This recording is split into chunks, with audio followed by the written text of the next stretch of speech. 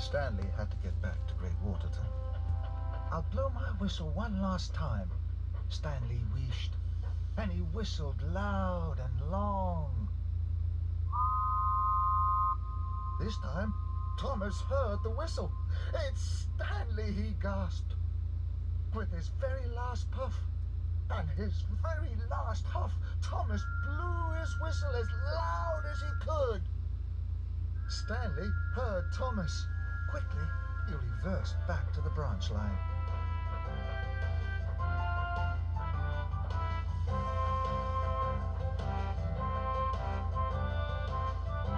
"Thomas," he whistled happily, "is that you?" Thomas had run out of puff. He couldn't whistle again. He could only wait. Then Thomas saw Stanley chuffing around the bend. "Stanley," he cried, "I'm very happy to see you."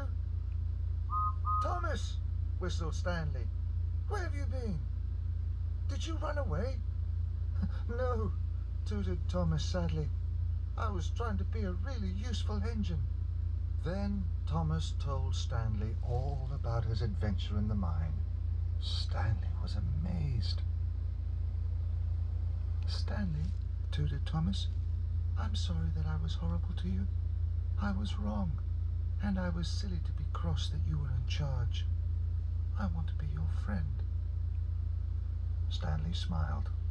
"Thomas," he wished, "we will be friends, and I'll have you back on that track in no time."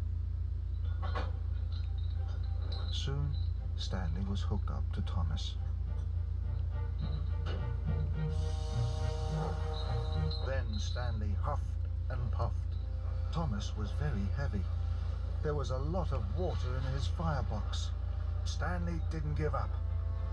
"I can do it," he wished.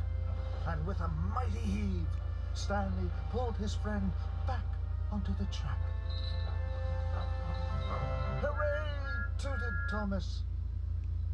Then there was a very loud crack. The valve in Stanley's boiler had burst. Stanley was a very strong engine, but pulling Thomas had been too much. Now he couldn't move. Stanley felt very sad. "Don't worry," whistled Thomas. "It's my turn to help you. I'll shunt you home." Stanley smiled. Thomas was his new friend. There was nothing Thomas wouldn't do for Stanley. The fireman put Stanley's dry coal into Thomas's firebox. In no time at all, Thomas's boiler was bubbling, and his steam was wheeshing. "Here we go, Stanley," Thomas huffed happily. Stanley smiled back. And puff by puff, Thomas shunted Stanley along the track. It was very hard work. Thomas had to puff up hills and huff through bushes, but Thomas didn't mind. He was proud to push his new friend Stanley home. At last, Thomas and Stanley puffed into Great Waterton. Thomas was tired, but he had never felt happier. Henry, Rocky, Edward and Emily were busy working. They tooted and whistled when they saw Thomas and Stanley, and soon the sound of engines' whistles were echoing around Great Waterton. The news spread throughout Sodor. "Thomas is found!" the small engines cried. The narrow gauge controller beamed with pride.